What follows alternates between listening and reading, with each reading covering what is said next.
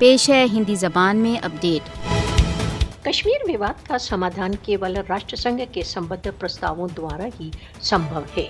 समय आ गया है कि कश्मीर में जो कुछ भी हो रहा है उस पर राष्ट्रसंघ एक मौन पर्यवेक्षक न बना रहे।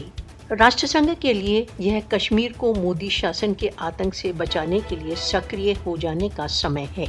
गत 7 से अधिक दशक व्यतीत हो गए जब से भारतीय सशस्त्र बल कश्मीरियों के जीवन तथा स्वतंत्रता पर प्रलय ढा रहे हैं।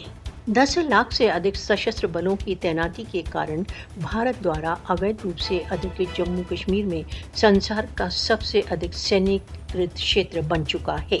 राष्ट्रसंघ की ओर से और अधिक निष्क्रियता केवल भारत को कश्मीरियों के दमन के लिए और अधिक प्रोत्साहित करेगी। राष्ट्रसंघ के लिए यह प्रदर्शित करने का समय है कि वह एक अशक्त संगठन नहीं तथा कश्मीरियों का संरक्षण करे। राष्ट्रसंघ को अपनी निद्रा से जगाने के लिए कश्मीरियों पर भारतीय दमन के और कितने अधिक दशकों की आवश्यकता होगी। यह राष्ट्रसंघ द्वारा कश्मीर पर अपने प्रस्तावों को लागू करने का समय है। यह भारत के कुरूप मुखौटे को विश्व के सामने उद्घाटित करने का समय है।